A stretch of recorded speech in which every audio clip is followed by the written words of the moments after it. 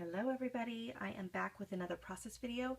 This one I am going to use a stuck-on sketch that they just posted on their blog, and so I'm going to use that for today because it ended up working out perfect because I have 3 photos, and there they do show 3. If you don't have 3 photos, you can easily use it as a journaling card or just like a piece of paper where your title could go here as well, or a subtitle. So I'm thinking I'm using white paper today, and the only reason why is because I don't have much, and I'm showing you what I have to work with. Just kind of, except for this. So I am using That's My Boy. It's from Echo Park. I have just basically, guys, this is just more bits and pieces of this collection. There is nothing. I'm just kind of showing you guys really quick of what I have. It's not a lot, and I want to kind of kill this kit, if you want to call it a kit, or this collection. So I don't have anything. I mean, look at just a few more bits and pieces of paper right here. Nothing is a whole sheet. Actually, I do have one whole sheet. No, I don't. Yes, I do. It is this one right here, and I would never use this as a whole sheet, but I would definitely use bits and pieces of it. This, however, I actually might use as a whole sheet. So I'm not sure if I'm actually going to cut this in, because I might actually use this for a whole background in the future. But I don't have anything but this paper, and I have barely tapped into the sticker sheet. So in order to, because I'm kind of reaching an end here of this collection, I want to use as much as I can as using the letter stickers as my title, using the stickers as die cuts along with stickers, and using the border stickers. So basically my goal is to try to use everything that I can. Now, in order so it doesn't look super flat of a page, I went through my scrapbooking room, and I was like, okay, flares, we all know my flare problem. They all rust. However, there's certain ones that don't have that gel coating. It's very different. These have not rusted, and I don't know if this could actually rip. It's just really different. But anyway, so I have this type of flare, kind of pulls in some of the colors, and then I have this Boy Crazy, and I thought about, okay, these colors right here, the red gingham, red and white gingham, the stars, the chevron, and even this dotted, these would work great. I mean, this color here too. This orange, actually, you know what, everything on here. It even has rockets. Okay, this is Boy Crazy from my mind's eye. So funny. But yet, yeah, I mean, hello, you can see everything works. So I'm going to go ahead and get started. It's going to be a very simple layout, but I hope you guys enjoy it, and I hope I kind of inspire you to, if you have just a little bit left in a collection, kill it. Definitely get rid of it. Get it out of your stash and into your book, because that is my goal, and always has been for like a year now. Anyways, let's put you on. All right, so I got you on fast forward now, and right there I am showing you a collezel. All right, guys, time to be honest. How many of you still have a collezel in your stash? You know what? I still do. They work great.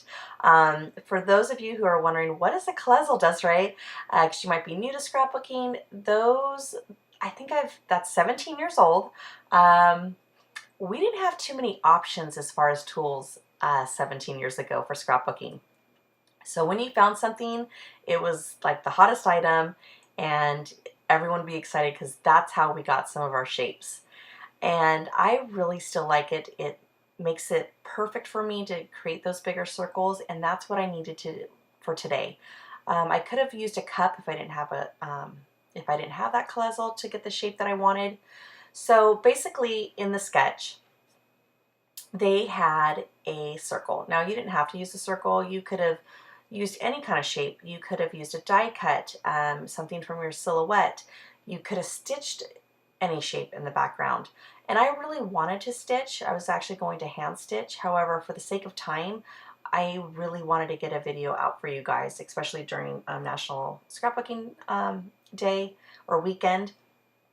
And so I used what I had. And so, like I said, I used a collezel to give me the shape of my circle.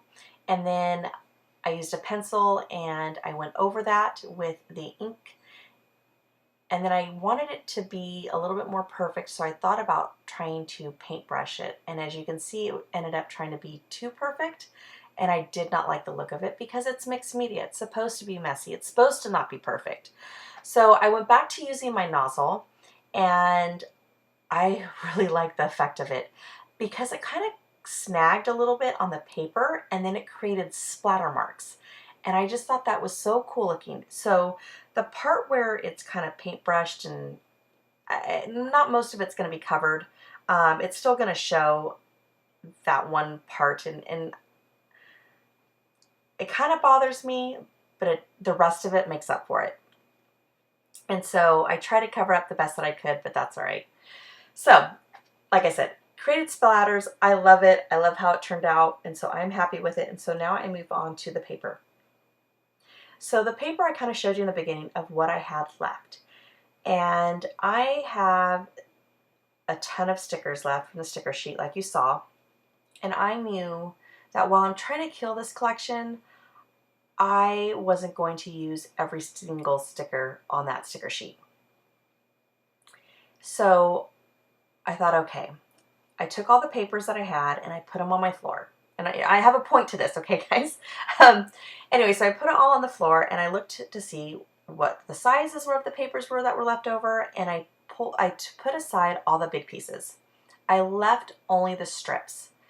And because the sketch had nothing but strips in it, I was like, I want to use those. I don't want to cut up in the bigger papers that I could use later to maybe kind of create 3 more layouts with this and try to use up more of those stickers. Or if I wanted to, you know, possibly even map my photos. So I put, like I said, I ended up using what was already in strips. And some of those are branding strips. In fact, I think that orange one is at the bottom. I mean, it might not be. I know one of them is, as I'm looking right now. Yep, it's a branding strip. Okay. And yeah, so that's how I kind of picked my papers. They kind of picked themselves, basically. And I just kind of stuck to the sketch pretty closely. And so then next I have my tag, because they do show a tag. And I pulled out my one and only die cut, or die, but it was way too narrow. And I knew that I needed a little bit more space to kind of create my journaling, and I wanted it a lot more wider. So I kind of just drew one with a ruler and then cut it. And hold on one second, I need water. Okay. So then there I created my own tag. And the next I'm going to go work trying to use those sticker sheets and see what I can use and see how many I can try to get on this sticker sheet or on this layout. So I definitely wanted that one that says love your smile. That was the first one that I knew I was going to use without a doubt. And then to kind of create a little bit of layer, I added the camera. Now the camera, I probably should have tucked in a little bit more to get a more of a layered look, but that's okay. I'm all right with it. I did pop up that love your smile on some foam, so that way I have a little bit of dimension, because I didn't want this to be so flat, knowing that really I didn't have any ephemera. I only had a sticker sheet. And you've seen me in the past do this, where if I only have a sticker sheet, I sometimes will adhere it to cardstock to make it a little bit more thicker and stronger, and then I'll pop them using some foam adhesive. Now that tag, I felt like was getting lost on the page, and that you really couldn't even tell what it is. So I decided to outline it, so that way it could define it a little bit more. And then I go back on that sticker sheet, and then I found that one that says look at you, and I thought I wasn't going to use it, but it's actually going to appear again. Now off camera, I did, just so I didn't bore you, I did add my title on some wax paper, and the title is A Boy and His Hat, because that was his favorite hat when he was a little boy. It's funny, because both of my kids did not get attached to stuffed animals, but they got attached to a hat. I don't know why. I even have a layout that I did of my daughter and her hat where she would sleep in it. I mean, I have videos of it. Every day she would be wearing that thing. And the same thing for my son. So now in the sketch it also had a banner, but I'm going to scratch that and kind of change it up a little bit. The banner they had tucked in underneath the photo, I'm actually going to find a banner and place it on top of the photo and going in a different direction. But that's okay. That's with a sketch. You can modify it any way you want. It's, you know, it's only to give you a little bit of a starting point. I love sketches. I don't use them as much as I probably should. However, whenever I take like even just a week off from scrapbooking, I feel like I'm back to square one. It's always a struggle to like get started. And so when I have a sketch, it really helps a lot. Sometimes it can hinder me a little bit, just for the simple fact that I get too caught up on exactly how the sketch is. But in the end, I always love how my layouts turn out. And then I love the fact that I used a sketch because it did make things a lot more easier.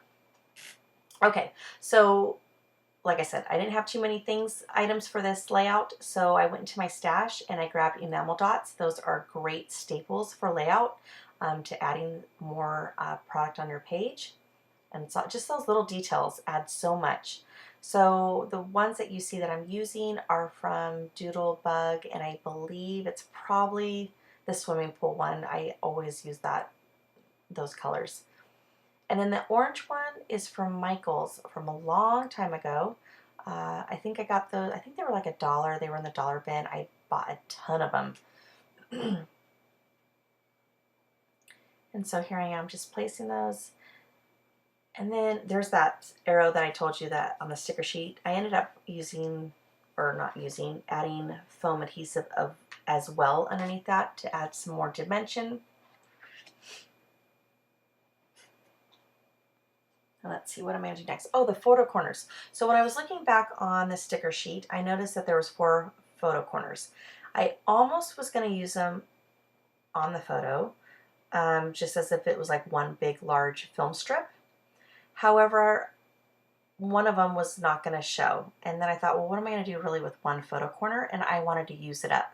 So I thought, why not dress up the actual layout or the background paper by adding it one on every photo corner? Because normally I cut down my paper and then I back it up with either cardstock or additional pattern paper.